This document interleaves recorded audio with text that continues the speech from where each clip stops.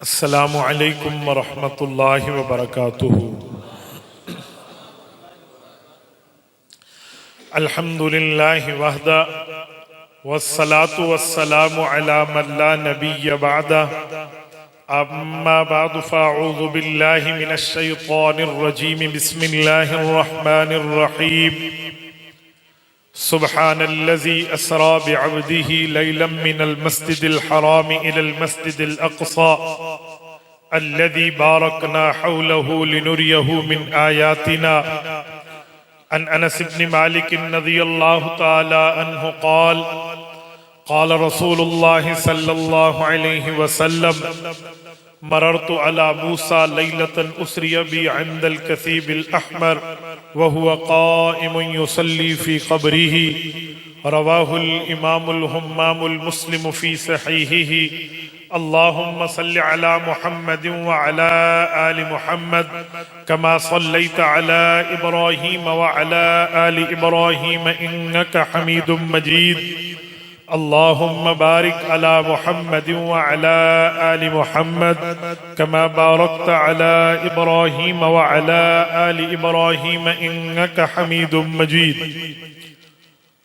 میرے معزز دوستو، آج 27 جنوری 2025 بروز پیر ہے، اور میں یہاں حنفی جامع مسجد بلکسر ضلع چکوال میں حضرت مولانا مخلص عبداللہ دامت برکاتہم العالیہ کی دعوت پرخلوص پر تاریخ خدام اہل سنت والجماعت پاکستان ضلع چکوال کی دعوت پر معراج النبی کانفرنس سے معنون اس خوبصورت پروگرام میں شرکت کی سعادت حاصل کر رہا ہوں۔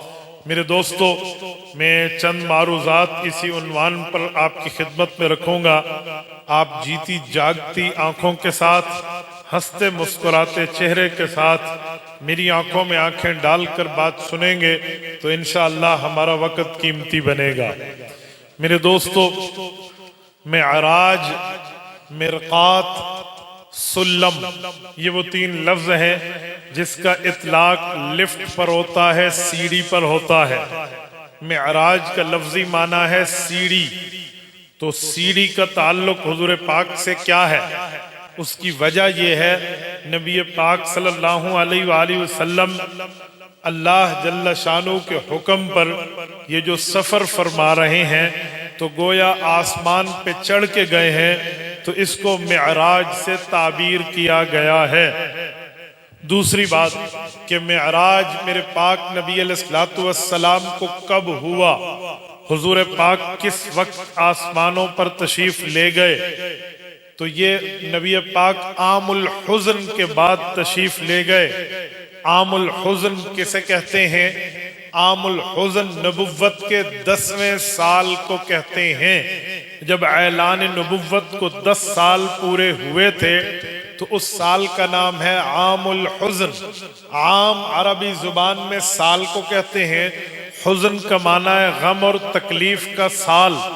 تو میرے پاک نبی پاک پہ تو ہر وقت تکالیف، کفار کی طرف سے تشدد اور بربریت توڑی جاتی تھی، تو پھر صرف اس ایک سال کو عام الحزن کیوں کہتے ہیں؟ یہاں تو اعوام حزن ہیں، حضور پاک کے کئی سال غموں کے ہیں، اس سال کا نام عام الحزن کیوں ہے؟ اس کی وجہ نبی پاک کو تو باہر سے تکلیفیں ملتی تھی، لیکن اس سال میں حضور پاک کو اپنے گھر سے دکھ ملا، گھر سے پیغمبر کو غم ملا۔ آپ کہیں گے کیسے؟ رسالت مآب علیہ السلام کی محبوب بیوی ام المؤمنین سیدہ کائنات حضرت سیدہ خدیجۃ الکبریٰ رضی اللہ تعالی عنہا اسی سال فوت ہوئی، اسی لیے حضور پاک کو غم ملا، نبوت کو تکلیف ہوئی، حضور پاک علیہ السلام کو دکھ ملا، تو اس سال کا نام عام الحزن قرار دیا گیا۔ نمبر 2، پیغمبر کریم صلی اللہ علیہ وسلم کے چچا جناب خواجہ ابو طالب، وہ بھی اسی سال فوت ہوئے۔ میں مذہب کی بات ان کی نہیں کر رہا، وہ اپنی جگہ ڈیبیٹ ہے، لیکن وہ رسول اللہ کے مخلص تھے، نبی پاک کے ساتھ ان کا اخلاص کا تعلق تھا۔ حضور پاک صلی اللہ علیہ وآلہ وسلم کے اوپر آنے والی تکالیف کو دور کیا کرتے تھے۔ ان کا انتقال بھی اس سال میں ہوا۔ رسالت میں آپ کو کتنا دکھ ملا کہ میں نے کتنی کوششیں کی ان کو اس طرف لانے کے لیے، اور پھر آخر وہ چلے بھی گئے۔ تو یہ بھی پیغمبر کے دکھ کا ایک سبب تھا۔ تیسرا سبب کہتے ہیں رسول اللہ صلی اللہ علیہ وسلم نے ان دو تکالیف کے بعد مکہ مکرمہ سے باہر اپنی دعوت پھیلانے کے لیے ٹریول فرمایا۔ 50 ڈیز پر مشتمل، 50 دنوں پر مشتمل اللہ کے رسول کا سفر طائف ہے۔ یہ طائف مکہ مکرمہ سے تقریباً 150 کلومیٹر کی مسافت پر ایک خوبصورت بستی ہے، اس کو طائف کہتے ہیں۔ جتنی ٹھنڈک طائف میں ہے اس کا تصور بھی مکہ میں نہیں ہو سکتا۔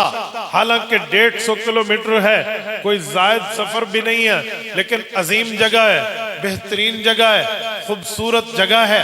تو وہاں حضور پاک تشریف لے گئے، اپنے ساتھ اپنے صحابی حضرت زید ابن حارثہ رضی اللہ عنہ کو ساتھ لے کر۔ زید وہ صحابی ہیں جن کا نام قرآن کریم کی آیت میں موجود ہے۔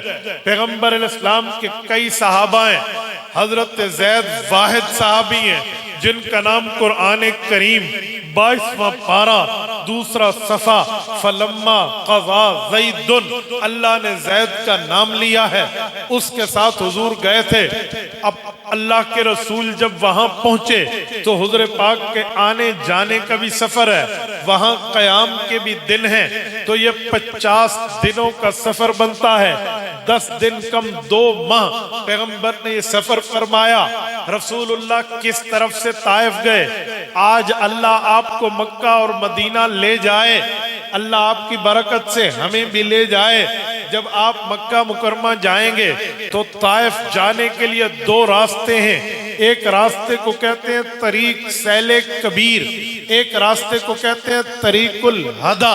یہ طریق الہدا جو ہے ہلز ایریا، پہاڑی سفر ہے، بڑی بلندی پر پہنچ کے پھر وہاں پہ جانا پڑتا ہے، اور بڑی بلندی، بہت بلندی ہے۔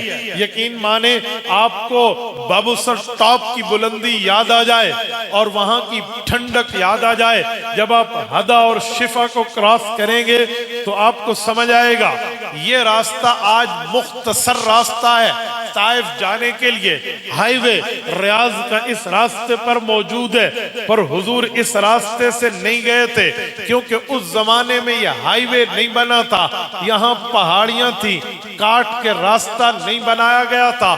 اللہ کے رسول طریق سیل کبیر سے گئے تھے۔ سیل کبیر کا مطلب بڑا سیلاب، سیل سیلاب کو کہتے ہیں، کبیر بڑے کو کہتے ہیں۔ طریق سیل کبیر وہ راستہ جس راستے پہ سیلاب کا بڑا ایک طوفان آیا کرتا تھا، تو ایک راستہ بن گیا، حضور پاک اس راستے سے گئے تھے۔ آج بھی یہ طائف کا بائی پاس ہے، یہ جو ٹرک ہوں 22 ویلر وغیرہ بڑی گاڑیاں اسی راستے سے جاتی ہیں۔ عام طور پہ جو ہمارے ٹیکسی ڈرائیور ہیں حرم میں مکہ کے، تو اس راستے پہ جانے کو ایوائیڈ کرتے ہیں کہ جی ادھر ٹریفک زیادہ ہے، یہاں کراسنگ کرنی پڑتی ہے، وہ ہدا سے جاتے ہیں۔ لیکن میری کوشش ہوتی ہے میں جب بھی مکہ سے طائف جاؤں تو اس راستے کو اختیار کروں جہاں سے حضور پاک کے آنے جانے کا سفر ہوا۔ تو اللہ کے رسول وہیں پہ گئے، طائف پہنچے، وہاں نبی پاک نے معلوم کیا یہاں کون لوگ ہیں۔ بتایا گیا 3 سردار ہیں، ان کے اپنے فالوورز ہیں، اور ان سرداروں سے ملیں تو عوام میں بات اچھی پھیلے گی۔ حضور تینوں سے باری باری ملے، لیکن تینوں نکمے نکلے، فضول نکلے، انتہائی گھٹیا لہجے میں حضور سے بات کی، کوئی مہمان کی قدر نہیں کی، اور بلکہ تیسرے نے تو کمال ہی کر دیا کہ اگر آپ نبی ہیں تو آپ سے بحث بنتی نہیں ہے، اور اگر آپ نبی نہیں ہیں تو پھر آپ سے بات فضول ہے۔ اس طرح کیا. پھر یہاں پہ بس نہیں، شیخ الحدیث مولانا محمد زکریا کاندھلوی رحمہ اللہ فضائل اعمال میں لکھتے ہیں کہ انہوں نے اوباش لڑکوں کو، فضول گھٹیا قسم کے بچوں کو حضور کے پیچھے لگایا، آوازیں کسو، پتھر مارو. پھر ان لوگوں نے اتنا زچ کیا، اتنا تکلیف دی رسول اللہ کو کہ جو سر سے خون نکلتا تھا اس سے پاؤں کی جوتے کے تلوے بھر جاتے تھے.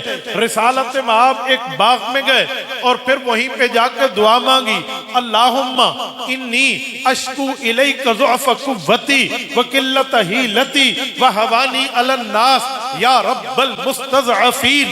اللہ تو غریبوں کا رب ہے، مسکینوں کا رب ہے، تکلیفوں والوں لکھنے والوں کا رب ہے. اللہ تو مجھ سے ناراض نہیں، تو مجھے کسی کا گلہ نہیں، میں صرف اپنی بات کر رہا. اللہ ہو سکتا ہے میں ان تک دعوت نہ پہنچا پایا. حضور نے دعائیں مانگی، اللہ یہ ایمان نہیں لاتے تو ان کی نسلوں کو ایمان دے دے. ملک الجبال اترا، پہاڑوں کا فرشتہ جبرائیل کے ساتھ آیا، کہا یہ آیا ہے حضور آپ حکم کریں ان دو پہاڑوں کو ملا دیں، اہل طائف کرش ہو جائیں. حضور پاک نے ان کے خلاف دعا نہیں کی بلکہ حضور پاک نے اسے خالی واپس آسمان پہ بھیجا اس تکلیف کے ساتھ کہ میں برداشت کر لوں گا. یہ نہیں، ان کی نسلیں ایمان لائیں گی. حضور پاک صلی اللہ علیہ وسلم نے یوں کہا، واپس تشریف لائے. آج ہم پاکستان والے اس دعا کا مصداق ہیں. آپ کہیں گے کیسے؟ اسی طائف سے ایک شخص اٹھا تھا جس کا نام محمد بن قاسم رحمت اللہ علیہ ہے. اس نے 92 ہجری میں کراچی پر حملہ کیا تھا جسے دیبل کہتے تھے.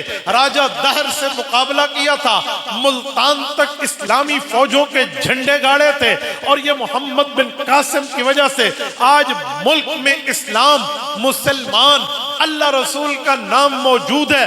تو وہ شخص اسی طائف کے ظالموں میں سے کی اولاد تھا جس کو رب نے ایمان سے بیراور کیا تھا، اسلام سے بیراور کیا تھا، اللہ رسول کا وفادار بنایا تھا. تو وہ بندہ ہمارے ملک کے اسلام پہنچانے کا سبب بنا. تو میں کہتا ہوں اس معراج کے راستے میں ایک چیز یہ بھی آئی کہ حضور کی اس دعا کے سبب اللہ نے ہمیں ہدایت عطا فرمائی اور ہمارے ملک میں اسلام اور مسلمان پہنچے.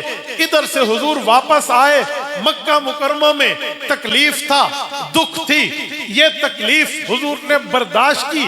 تو یہ تیسرا سبب تھا عام الحزن کا کہ حضور کو غم ملے.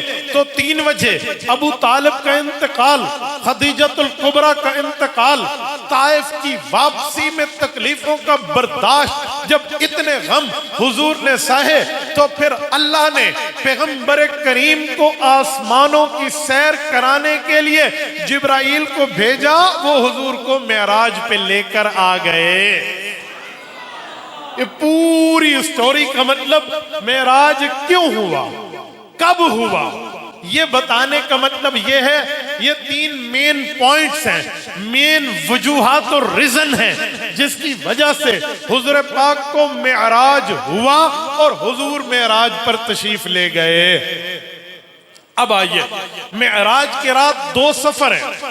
ایک سفر ہے زمینی جسے کہتے ہیں ارتھ ٹریول، ایک ہے آسمانی اسکائی ٹریول. پیغمبر کا آسمانی سفر بھی ہے، پیغمبر کا زمینی سفر بھی ہے. زمینی سفر کو اسراء کہتے ہیں، آسمانی سفر کو معراج کہتے ہیں. حضور کا زمینی سفر کعبۃ اللہ سے شروع ہو کے بیت المقدس میں جاتا ہے. آسمانی سفر بیت المقدس سے شروع ہو کے عرش معلیٰ اور وہیں سے واپسی تک رہتا ہے. یہ حضور نے اس رات 2 سفر کیے ہیں. ہم اہل سنت والجماعت سنی مسلمان ان دونوں سفروں کو مانتے ہیں، چاہے اسراء کا سفر ہو جس کا ذکر قرآن کریم میں ہے، چاہے معراج کا سفر ہو جس کا تفصیلی ذکر حضور کے فرمان میں ہے. ان دونوں کو مانتے ہیں کہ زمینی سفر بھی معراج کا حصہ ہے، آسمانی سفر بھی معراج کا حصہ ہے. میرے دوستو، اب زمینی سفر پہ آتے ہیں. رسول اللہ کا یہ سفر مکہ مکرمہ سے شروع ہوتا ہے۔ مکہ مکرمہ میں اللہ کے رسول کو اپنے گھر سے لے کر پہلے حتیم میں لایا گیا۔ حتیم کسے کہتے ہیں؟ کعبہ شریف کے دو حصے ہیں، ایک حصہ وہ ہے جس پہ سخت چھت ہے، ایک حصہ وہ ہے جو بغیر چھت کے ہے۔ کعبے کا وہ حصہ جس پر چھت نہیں ہے اسے حتیم کعبہ کہتے ہیں۔ حضور حتیم میں آئے، یہاں سے معراج ہوا۔ کیوں؟ کعبہ کے اندر سے کیوں نہیں ہوا؟ دو وجہ۔ پہلی وجہ، کعبے میں اس وقت بت موجود تھے۔ حضور پاک شرک کی جگہ سے ابتدا نہیں کرنا چاہتے تھے کہ جس جگہ شرک کی اڈے موجود ہوں، اگرچہ اللہ کا گھر ہے، کفار نے وہاں پر شرک کا عماج کا بنا رکھی ہے، یہاں سے شروع نہ کریں، اس لیے حتیم سے ہوا۔ دوسری وجہ، اللہ کے رسول اگر کعبے کے اندر سے چلے بھی جاتے، وَالرُّجْزَ فَاهْجُرْ، شرک قریب نہ لگتا، لیکن آج کوئی امتوں میں غریب بندہ یہ چاہتا کہ میں اس جگہ کو دیکھوں جہاں سے میرے نبی نے معراج کا سفر شروع کیا، تو وہ کعبے کے اندر ہوتا۔ وہاں تو سلطان، سلاطین، حکمران یا جس کی مرضی حکمران پہ آئے وہ اندر جاتا ہے، ہر بندہ نہیں جا سکتا۔ پر کعبے کی کھلی جگہ آزادی کی جگہ ہے، وداؤٹ پرمیشن آف گورنمنٹ، بغیر اجازت کے بندہ حکومت سے اجازت لیے بغیر وہاں جا سکتا ہے، مرد بھی عورتیں بھی۔ تو حضور پاک نے امت کے لیے یوں رعایت رکھی کہ کوئی غریب اگر اس جگہ کی زیارت کرنا چاہے جہاں سے حضور گئے، تو حضور حتیم سے گئے ہیں جہاں آپ بھی جا سکتے ہیں، ہم بھی جا سکتے ہیں۔ سفر شروع ہوا۔ اب اس سفر سے پہلے شق صدر ہوا۔ شق صدر کا معنی رسول اللہ کے سینہ مبارک میں دل اقدس کو باہر نکالا گیا، دل اقدس کو باہر نکال کے دھویا گیا۔ کہاں سے دھویا؟ چاہے زمزم سے دھویا، زمزم کے کنویں کے پانی، زمزم کے پانی سے دھوا حضور پاک کے دل کو، اور اس دل میں کچھ صلاحیتوں کو مزید باصلاحیت بنا کر حضور کے دل پہ رکھ کر واپس حضور کو لے جائے گئے۔ دو تین باتیں ہیں۔ پہلی بات یہ ہے کہ رسالت مآب علیہ السلام کے دل کو اس پانی سے کیوں دھویا گیا؟ کہتے ہیں برکات کے حصول کے لیے۔ میں نے کہا برکت، حضور پاک علیہ السلام بڑے نبی ہیں، وہ تو اس نبی کے پاؤں سے ٹھوکر پہ لگا ہوا پانی ہے جس کا رتبہ حضور پاک سے کم ہے، حضرت اسماعیل علیہ السلام۔ اس پانی سے کیوں دھویا گیا؟ وہ تو حضور کے مقتدی ہیں، حضرت اسماعیل، ان کے پاؤں کا پانی امام کا دل دھویا گیا۔ وجہ کیا مطلب؟ تو اس کا جواب ہے کہ آپ لوگوں نے صرف ایک چیز دیکھی ہے کہ اسماعیل علیہ السلام چھوٹے درجے میں ہیں حضور سے، اس لیے ان کے پاؤں کا پانی حضور کے دل پہ نہیں لگنا چاہیے۔ آپ نے تصویر کا دوسرا رخ نہیں دیکھا۔ اگر تصویر کا دوسرا رخ دیکھیں تو بندے کو لگتا ہے واقعی ٹھیک ہوا ہے۔ اجی وہ کیا ہے؟ کہ حضرت ابراہیم علیہ السلام اللہ سے دعا مانگتے ہیں، اللہ میں نے تجھ سے 4 امتحان تو نے مجھ سے مانگے، میں نے سب میں آپ کو امتحان دے دیے، اللہ میں پاس ہوں۔ فرمایا پاس ہو، اللہ پھر مجھے انعام چاہیے۔ مانگ ابراہیم کیا چاہیے؟ کہ اللہ مجھے انعام میں وہ چاہیے جو تیری کائنات میں ایک ہے، وہ محمد الرسول اللہ میری نسل میں پیدا کر دے۔ ربنا وبعث فیہم رسولا منہم، مانگا؟ کہتے ہیں جی ہاں۔ تو میں نے کہا پھر ابراہیم علیہ السلام کی نسل کیسے چلی؟ کہتے جی 2 بیٹے تھے، حضرت سارہ سے حضرت اسحاق پیدا ہوئے، حضرت ہاجرہ سے حضرت اسماعیل پیدا ہوئے۔ جی بہت اچھا۔ حضرت اسحاق کی نسل در نسل در نسل در نسل کئی انبیاء آئے، لیکن حضرت اسماعیل کی 21 پشتوں کے بعد اکیلے محمد الرسول اللہ آئے۔ محمد بن عبداللہ بن عبد المطلب بن عبد مناف بن ہاشم بن عبد مناف بن قصی بن کلاب بن مرہ بن کعب بن لوئی بن فہر بن مالک بن نظر بن کنانہ بن خزیمہ بن مدرکہ بن الیاس بن مظر بن نزار بن معد بن عدنان الى آخری بن ابراہیم علیہ السلام۔ یہ سلسلہ نسب ہے۔ تو حضرت ابراہیم حضور پاک کے دادا ہیں، اور حضرت اسماعیل تو گویا نسب میں والد ہیں۔ کہ کہتے ہیں جی ہاں. تو میں نے کہا اگر باپ کا پاؤں بیٹے کے سینے پہ لگے تو عزت ہے، نقصان نہیں ہے. یہ تصویر کا دوسرا رخ ہے، لہٰذا کوئی آبجیکشن اس پر نہیں آ سکتا کہ حضرت اسماعیل علیہ السلام کے پاؤں کا پانی کیوں یہاں لگا. حضرت رسول اللہ صلی اللہ علیہ وسلم یہاں پر تشریف لائے اور دل اقدس کو دوبارہ رکھ دیا گیا. اجی دل اقدس آ گیا. اب میرا ایک سوال ہے، آج کسی کا ہارٹ آپریشن ہو جائے، اوپن ہارٹ سرجری جسے کہتے ہیں، اللہ محفوظ رکھے، اگر یہ ہو جائے تو بندے کو بولنے نہیں دیتے، چلنا تو دور رہا، سفر تو دور رہا.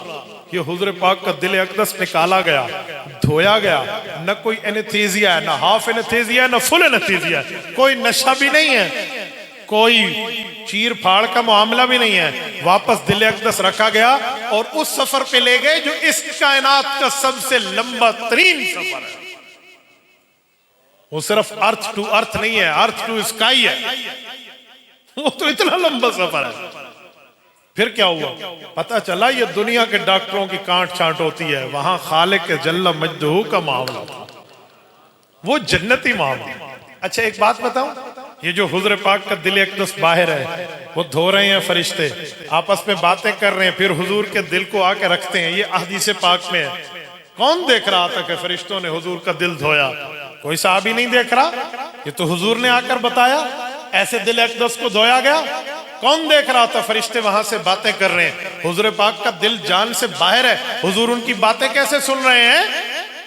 رسالت مآب علیہ السلام کا دل ان کے ہاتھوں میں ہے. حضور حتیم میں سوئے ہوئے ہیں. حضور پاک کی حیات بھی برقرار ہے، سما بھی برقرار ہے. کیسے برقرار ہے؟ کیسے برقرار ہے؟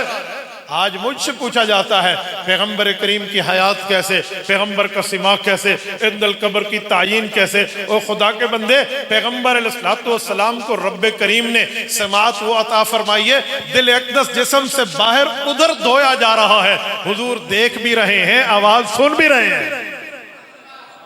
عجیب معاملہ ہے میرے دوستو. کسی نے نبوت کے مسئلے پر انگلی نہیں اٹھانی چاہیے. یہاں تسلیم ہے، یہاں پر ایکسپٹنس ہے، یہاں پر ماننا ہے، یہاں پر سر جھکانا ہے، یہاں پر سر نہیں اٹھانا. ورنہ ابو لہب حضور پاک صلی اللہ علیہ وسلم کے نام پہ باندھی آزاد کر کے بھی جہنمی بنا، اور ابو بکر حضور پاک کا کوئی ذاتی رشتہ دار نہیں تھا، پھر بھی دنیا میں امت کا امام. ماننے کی بات ہوتی ہے، ورنہ رشتہ داری کے معاملات کی بات نہیں ہوتی. حضور پاک علیہ السلام یہاں سے چلے ہیں. کس چیز پہ چلے ہیں؟ براق. پیغمبر علیہ السلام کی اس سواری کا نام ہے، جہاں پہ نظر جائے وہیں پر اس کا پاؤں جائے. وہ براق پر رسول اللہ سوار ہوئے ہیں. کئی جگہ حضور پاک کو روکا گیا ہے. یہ رسول اللہ رکے ہیں بیت اللحم ہے، یہ رکے ہیں یہ یثرب آپ کا دار الہجرت بنے گا، یہ رکے ہیں فلاں جگہ، یہ رکے ہیں فلاں جگہ. اور ایک جگہ حضور پاک کو مزید بھی روکا گیا. جہاں روکتے وہاں حضور پاک 2 رکعت پڑھتے. اس پورے سفر میں حضور نے ہر جگہ 2 رکعت پڑھی ہے. اس سے پتہ چلا جتنا لمبا سفر کیوں نہ ہو جائے، کبھی 1 رکعت نماز دنیا میں کہیں نہیں ہے کہ تم 1 رکعت پڑھ لو. ہمیشہ جتنی بھی کم ہو تو کم از کم 2 رکعت ہے. ورنہ اتنے لمبے سفر میں تو کہیں 1 رکعت ثابت ہو جاتی. ہر جگہ 2 رکعت 2 رکعت 2 رکعت ہے، تو 1 رکعت والی ترتیبیں نہیں ہیں. تبھی حضور نے کم از کم 2 ہی پڑھی ہیں. حضور پاک کو ایک جگہ روکا گیا. صحیح مسلم کی حدیث ہے، اللہ کے رسول صلی اللہ علیہ وسلم فرماتے ہیں مجھے روکا گیا. میں نے پوچھا کیا ہوا؟ کہا جی آپ اترے تو صحیح سواری سے. میں اترا، اجی ادھر 2 نفل پڑھا تو کہتے ہیں میں نے یوں دیکھا، عند الکثیب الاحمر، سرخ ٹیلا تھا، سرخ ٹیلا مجھے نظر آیا. میں نے دیکھا تو ساتھ مررت علی موسیٰ، قبر میں حضرت موسیٰ علیہ السلام ہے، قائم کھڑے ہیں، یصلی فی قبرہ، اور قبر میں نماز پڑھ رہے ہیں. صحیح مسلم پاکستان میں چھپی ہوئی قدیمی کتب خانہ کی کتاب اٹھائیں، جلد نمبر 2، کتاب الفضائل، باب فضائل موسیٰ، صفحہ نمبر 268 ہے، اور واضح طور پہ موجود ہے. رسول اللہ صلی اللہ علیہ وسلم کی یہ حدیث، یہ قدیمی کتب خانہ کراچی سے چھپی ہے، صحیح حدیث ہے. نام ضعیف مسلم نہیں ہے، صحیح مسلم ہے. دیکھنے والے حضور ہیں اور موسیٰ علیہ السلام اپنی قبر میں کھڑے ہو کے نماز پڑھ رہے ہیں. جب یہ بات بتائی جاتی ہے تو کہا جاتا ہے یہ تو حضور کا معجزہ ہے. میں نے کہا ٹھیک ہو گیا، دیکھنا معجزہ ہے نا؟ کہتے ہیں جی ہاں. میں نے کہا نماز قبر میں پڑھنا تو نبی کی عبادت ہے. ہم دیکھنے سے تو بات نہیں کر رہے، ہم تو پڑھنے کا معاملہ بتا رہے ہیں۔ اور رسالت مآب علیہ السلام نے خود دیکھا ہے، حیرانگی کا معاملہ ہے، ایک نبی نماز پڑھ رہا ہے، دوسرا نبی دیکھ رہا ہے، صحیح کتاب صحیح مسلم میں موجود ہے، نہ ماننے والا پھر بھی نہ مانے تو اس کو اپنی عقل پہ ماتم کرنا چاہیے۔ میرے دوستو، حضور پاک علیہ السلام نے دیکھا، آگے چلے، بیت المقدس میں اترے، اور ادھر کہتے ہیں کہ براق کو جبرائیل نے باندھا۔ میں ایک سوال پوچھتا ہوں، براق تو جنتی جانور تھا، باندھا کیوں؟ کہتے ہیں جنتی جانور جب دنیا میں آیا، اس نے دنیا کے جانوروں کا وزٹ کیا تو کہیں ان کا اثر لے کر یہ بھی نہ دوڑ جائے، اسی لیے باندھا گیا۔ اس لیے ماحول کا بھی اثر ہوتا ہے، دائیں بائیں کا بھی اثر ہوتا ہے، تو بندہ ان معاملات کو بھی ذرا دیکھے۔ تو براق کو باندھا گیا، حضور پاک علیہ السلام بیت المقدس پہنچے۔ کیوں پہنچے؟ جواب قرآن میں ہے، سبحان الذی اسری بعبدہ لیلا من المسجد الحرام الی المسجد الاقصی۔ اللہ فرماتے میں نے سیر کرائی، کیوں؟ فرمایا لنریہ من آیاتنا، میں پیغمبر کریم کو اپنی آیات کی نشانیاں دکھانا چاہ رہا ہوں، آیات نشانیاں دکھانا چاہ رہا ہوں، لنریہ من آیاتنا۔ اور دوسرا اللہ نے استبراق بالامکنہ کا عقیدہ بتایا، فرمایا الذی بارکنا حولہ۔ بیت المقدس وہ جگہ ہے جس کے ارد گرد میں نے بڑی برکات رکھی ہیں، کئی برکات ہیں۔ ایک برکات کا معاملہ یہ ہے کہ یہاں تقریباً 70,000 انبیاء کرام کی قبور مطہرہ موجود ہیں۔ یہ ہے نبی کی برکت، یہ ہے پیغمبر سے برکت ملتی ہے، ورنہ تو لوگ نبی کی برکت کا انکار کرتے ہیں۔ ہم تو اولیاء اللہ کی برکت کے قائل ہیں، حافظ اور عالم کی برکت کے قائل ہیں، چہ جائے کہ نبی پھر امام الانبیاء، تو برکات ہیں۔ الذی بارکنا حولہ، یہ استبراق بالامکنہ، بعض اوقات جگہ مبارک ہو جاتی ہے، یہ اس کی دلیل ہے۔ دیکھیں ادھر ہم نماز پڑھیں جہاں عام جگہ ہو، ایک نماز کا ثواب ایک، مسجد میں پڑھیں ایک نماز کا ثواب 25 گنا، جامع مسجد میں پڑھیں ایک نماز کا ثواب 27 گنا، اور بیت المقدس یا بیت مسجد نبوی میں جا کر پڑھیں تو ایک نماز 50,000، اور بیت اللہ میں پڑھیں تو ایک نماز 1,00,000 نماز، اور اگر جماعت کے ساتھ پڑھیں تو 27 گنا، ایک جماعت 27 لاکھ نمازوں کا ثواب۔ کیوں؟ یہ ہے استبراق بالامکنہ، جگہ کی برکت ہے۔ استبراق بالاوقات، بعض اوقات وقت کی برکت ہے۔ دیکھو عام جگہ نفل پڑھو نفل، لیکن رمضان میں نفل پڑھو تو من تقرب فیہ بخصلۃ کان کمن ادی فریضۃ فیما سوا۔ حضرت سلمان کی روایت صحیح ابن خزیمہ میں حضور نے فرمایا رمضان میں نفل پڑھنے والا یوں ہے جیسے عام مہینے میں فرض پڑھنے والا، اتنا مقام ہے۔ یہ استبراق بالاوقات ہے، وقت کی بھی برکت ہے میرے دوستو۔ اسی طرح یہ استبراق بالامکنہ ہے، جگہ کی برکات ہوتی ہیں، اسی لیے حضور پاک صلی اللہ علیہ وسلم کو اس جگہ لایا گیا۔ حضرت امام بخاری فرماتے ہیں میں نے صحیح بخاری کے ابواب ریاض الجنہ میں بیٹھ کے لکھے، کیوں؟ فرمایا یہ استبراق بالامکنہ ہے کہ جگہ کی برکات مل جاتی ہیں۔ میرے دوستو حضور پاک علیہ السلام جب یہاں پہنچے تو سارے انبیاء جمع ہیں۔ آپ نے آج تک کہیں سنا ہے کہ حضور ٹھہرے رہے ہوں، حضور نے انتظار کیا ہو انبیاء آئیں گے پھر نماز پڑھاؤں گا؟ سنا ہے کہیں؟ بولتے نہیں ہیں۔ سنا ہے؟ انبیاء پہلے جمع تھے یا نہیں تھے؟ جواب دیجئے، پہلے جمع تھے۔ اس سے کیا پتا چلا کہ مقتدی، بولتے نہیں ہیں، مقتدی پہلے آتے ہیں۔ اور آج کل کیا حال ہے، امام بیچارہ مقتدیوں کا انتظار کر رہا ہوتے ہیں، مقتدی آمن تھے پھر اسی جمعہ پڑھائی ہے۔ اس سے پتا چلا انبیاء کرام پہلے موجود ہے تو مقتدی پہلے آتے ہیں۔ میں نے تو اپنی جمعہ کی مسجد میں طے کیا ہے پہلے دن سے، 2006 کی بات کر رہا ہوں، میں جمعہ پڑھانے گیا تو لوگ اپنی ترتیب پر آئے، میں نے اگلے جمعے سے تقریر روک دی۔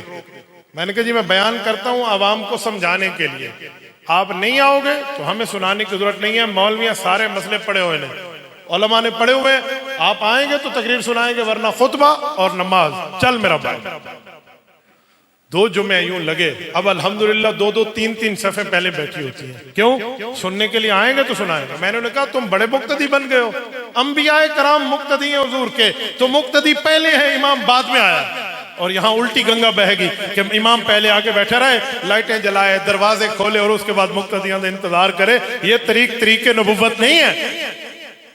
تو حضور پاک علیہ الصلوۃ والسلام نے انبیاء کو وہاں نماز پڑھائی، میں ایک سوال کرتا ہوں، اس وقت تو نماز فرض ہی نہیں ہوئی تھی، نماز لازم ہی نہیں تھی، نماز تو عرش پہ جا کے پھر فرض ہوئی، اب کون سی نماز ہے؟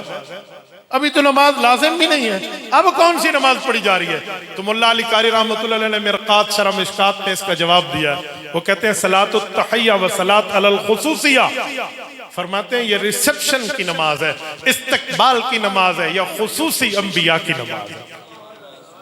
فرمایا ابھی واجب تو نہیں تھی نا، ابھی لازم تو نہیں تھی، پہلے پڑھا تو فرماتے ہیں یہ خصوصی نماز ہے، صرف انبیاء کی نماز۔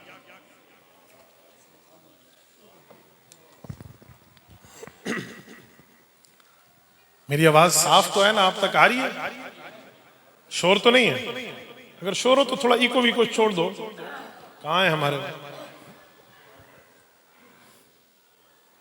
ایکو بند کرا دیں، صرف سادہ ہو۔ حضور پاک علیہ الصلوۃ والسلام نے یہ نماز پڑھانے کے بعد حضور آسمان پہ تشریف لے گئے، حضور بھی گئے، باقی انبیاء بھی گئے، یہ ذہن میں رکھنا۔ جس نبی نے جس جگہ جانا تھا وہیں تک گیا، کوئی پہلے آسمان پہ، کوئی دوسرے پہ، کوئی تیسرے پہ، کوئی چوتھے، پانچویں، چھٹے، ساتویں پہ، ہر نبی اپنے مقام پہ گئے۔ یہ حضور کے لیے بلوایا گیا تھا، وہاں تشریف لے گئے۔ حضور پاک علیہ السلام گئے، ایک ایک انبیاء سے ملاقات ہوئی، آخر تک ملاقات ہوئی۔ پھر رسول اللہ صلی اللہ علیہ وسلم 7 آسمانوں کے بعد سدرۃ المنتہا پہ گئے۔ سدرہ کہتے ہیں بیری کو، منتہا کہتے ہیں اینڈ، جہاں پر اینڈ ہو جائے اس درخت پر۔ ہمارے بعض علماء کا قول ہے کہ سدرۃ المنتہا پہ روحیں بیٹھی ہوئی ہیں، جس نے پیدا ہونا ہے اس کی روح وہاں سے اٹھا کے ماں کے پیٹ میں چوتھے مہینے ڈال دی جاتی ہے، تو وہ سدرۃ المنتہا ہے۔ ادھر جبرائیل نے عرض کیا، یا رسول اللہ اب آگے آپ کو اکیلا جانا ہوگا، آگے میں نہیں جا سکتا۔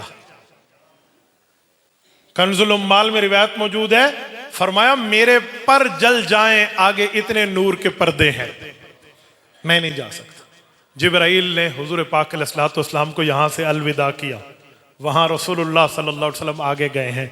کہتے ہیں سیرت کی کتابوں میں ہے کہ وہاں رسول اللہ کے دل اقدس میں تھوڑی سی پریشانی ہوئی کہ گھر سے چلے، جبرائیل ساتھ تھا، بیت اللہ آئے، ایک ایک جگہ رکے، بیت المقدس آئے، جبرائیل کے ساتھ ہے، اور آ کر پھر ہم آخر سدرۃ المنتہا تک، اب جبرائیل چھوڑ گیا، اب اکیلا سفر۔ تو کہتے ہیں اس موقع پہ نبی پاک صلی اللہ علیہ وسلم سے ایک فرشتے نے دل لگی اور گپ شپ کی بات کی، اس فرشتے کی آواز ابو بکر صدیق کی آواز تھی، تو اسی میں مانوس کر کے رسول اللہ سے گفتگو ہوئی۔ کیوں؟ کہتے ہیں اللہ نے اس فرشتے کو پیدا ہی اس لیے کیا تھا کہ تو ادھر ٹھہر جا، جس دن مصطفیٰ یہاں سے گزریں گے اگر انہیں پریشانی ہوئی تو ان کے یار غار والی زبان میں بات کرنا۔ حضرت رسول اللہ صلی اللہ علیہ وسلم آگے تشریف لے گئے اور وہاں پر پہنچے ہیں، پوری ترتیب ہے، وہاں سے ملاقات ہے، اور پھر سلام ہے، اور پھر سلام کا جواب ہے، السلام علیکم ہے، السلام علینا ہے، ساری ترتیب پورے معاملات کے بعد 50 نمازوں کا تحفہ ہے، حضور واپس تشریف لائیں۔ حضرت موسیٰ علیہ السلام نے کیا عرض کیا کہ جی آپ کی امت 50 نہیں پڑے گی، کم کرائیں، کم ہوئے۔ اب ایک روایت ہے کہ 9 مرتبہ حضور کا آنا جانا ہوا، 5 کم ہوتے رہے، پھر 5 بچ گئے، 50 تھیں۔ ایک روایت میں نہیں 4 مرتبہ حضور گئے، 10 کم ہوئے، 5 رہ گئے۔ پھر آخری 5 کے وقت حضرت موسیٰ نے فرمایا آپ کی امت یہ بھی نہیں پڑے گی، مجھے تجربہ ہے، میں اپنی قوم سے ہو کر آیا ہوں۔ حضور نے فرمایا اب مجھے جاتے ہوئے اللہ سے حیا آتی ہے کہ رب نے فرما دیا ہے محبوب ہمارے ہاں تبدیلی نہیں ہے، تیری امت پڑھے گی 5 نمازیں، ثواب 50 کا دوں گا۔ کہ جی اب نہیں جاتا۔ میں حیران ہوں، میں ایک جگہ یہ حدیث سنا رہا تھا تو ایک شخص نے مجھے کہا کہ ایک باری پھر بھی اللہ دے رسول تشریف لے جاندے تے ساڑا کم بڑھ جاندہ۔ میں کہا جی پتر اگر تو نکاح لائے تے تیرا بیوی بھی گئی تے تیرا کلمہ بھی گیا، ایک بار پھر کلمہ پڑھ۔ عجیب بات ہے، تو رسول اللہ کے لیے یہ ریکمینڈ کرے گا کہ حضور جائیں، ایک باری پھر جائیں۔ بعض اوقات ایسا جملہ انسان منہ سے کہہ کر پتہ نہیں کہاں سے کہاں فارغ ہو جاتا ہے۔ تو اللہ کے رسول صلی اللہ علیہ وسلم نہیں گئے اور تو بیٹھ کے کہہ رہے بے حضور جاتے۔ وہ مقام حضرت موسیٰ کا ہے، انہوں نے وہاں کہا، رسول اللہ کا جواب بھی آیا۔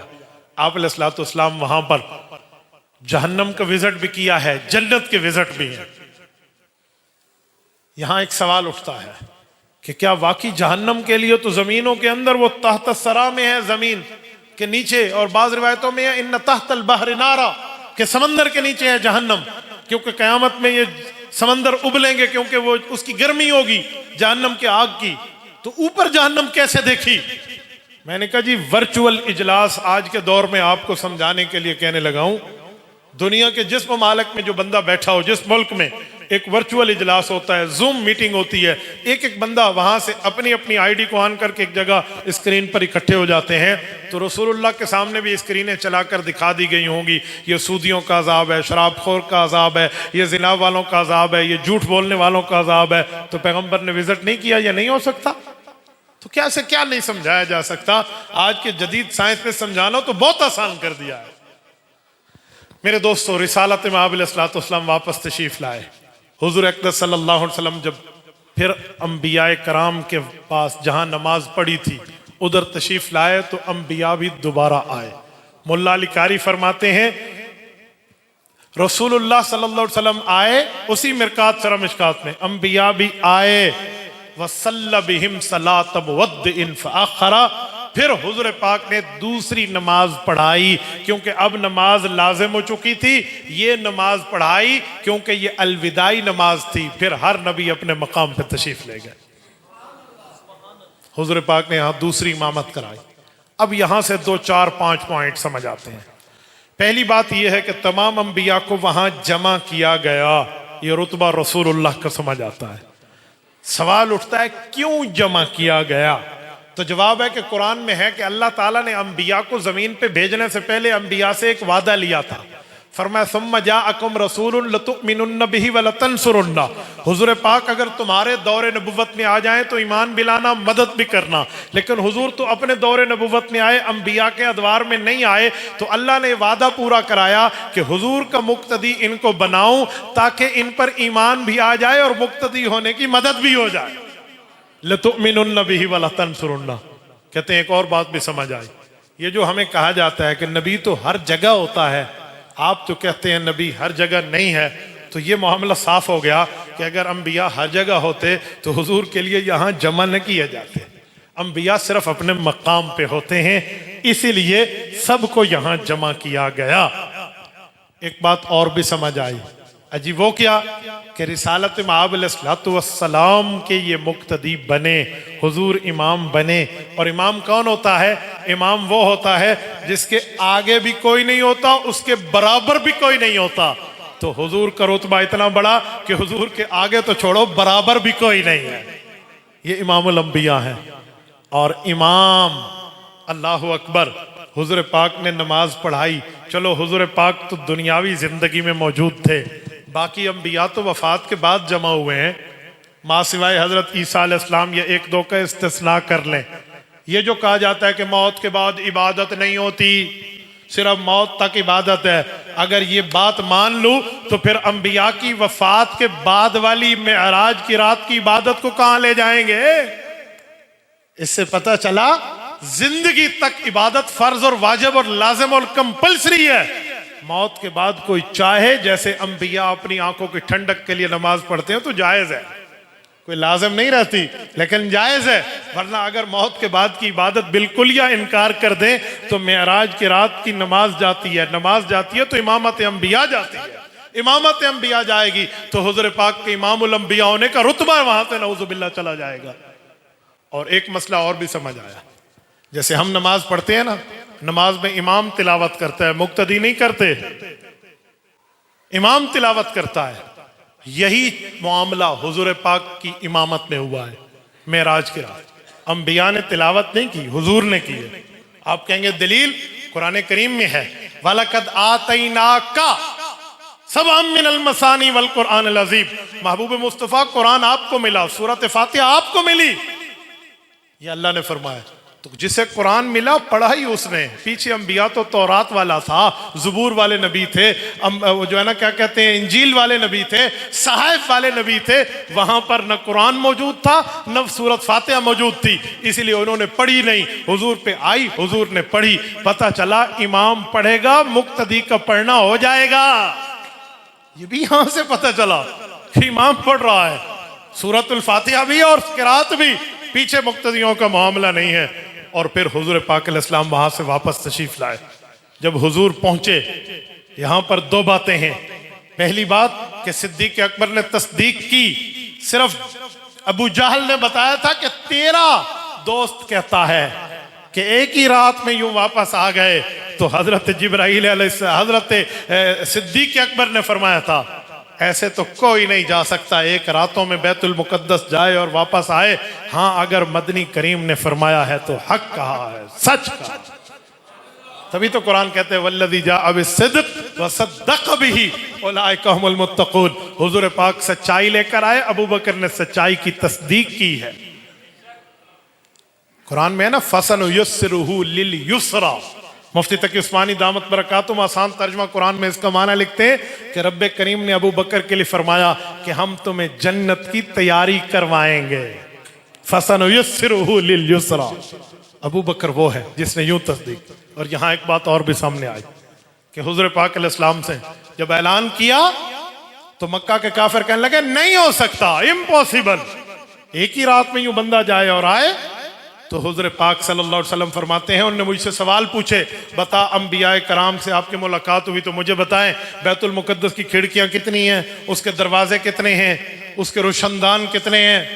صحیح مسلم میں ہے حضور پاک علیہ الصلوۃ والسلام نے فرمایا فَقُرِبْتُ قُرْبَةً مَا قُرِبْتُ مِثْلَهُ قَطْ۔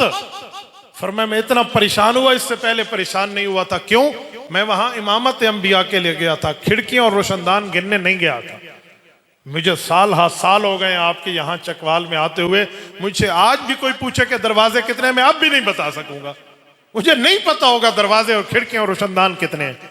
تو جو بندہ جاتا ہے فار دا وزٹ جاتا ہے، ناٹ فار دا کاؤنٹنگ، ایک ایک چیز گننے تھوڑی جاتا ہے۔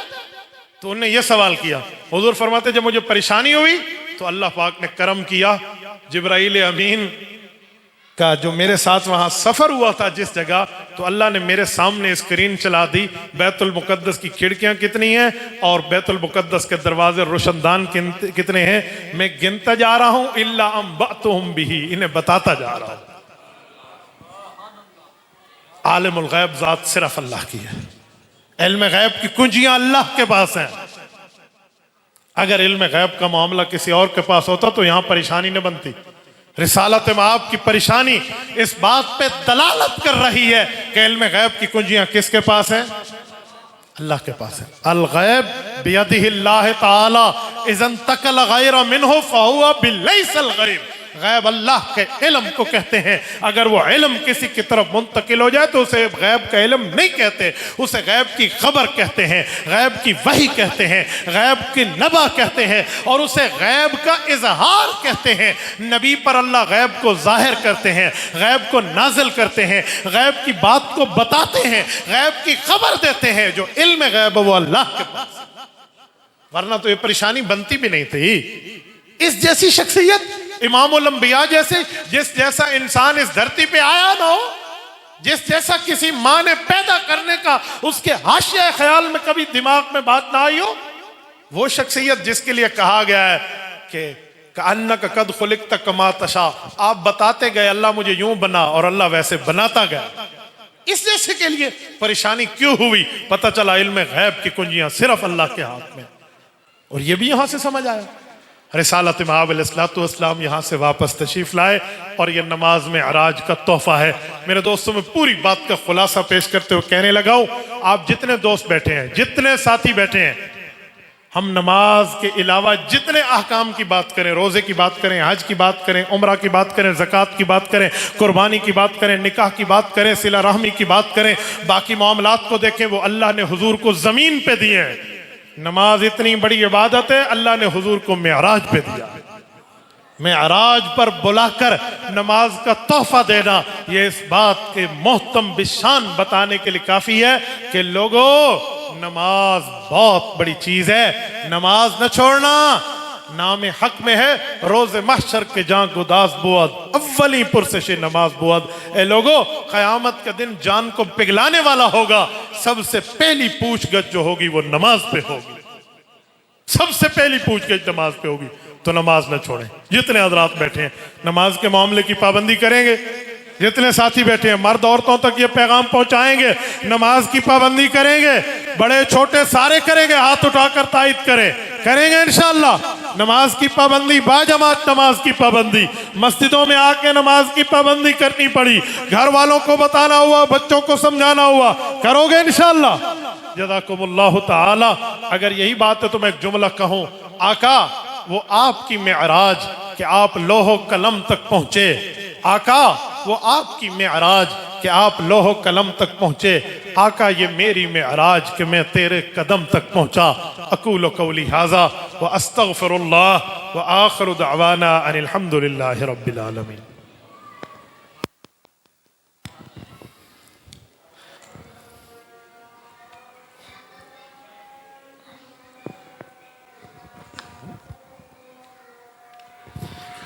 الحمد لله رب العالمين والعاقبة للمتقين والصلاة والسلام على سيد الرسل وخاتم النبيين ربنا ظلمنا أنفسنا وإن لم تغفر لنا وترحمنا لنكونن من الخاسرين ربنا آتنا في الدنيا حسنة وفي الآخرة حسنة وقنا عذاب النار وادخلنا الجنة مع الأبرار۔ یا اللہ ہمارے اس پروگرام کو قبول فرما، اس مدرسے کو دن دگنی رات چگنی ترقیات عطا فرما۔ اے اللہ جتنے احباب تشریف لیں ان کا تشریف لانا قبول فرما۔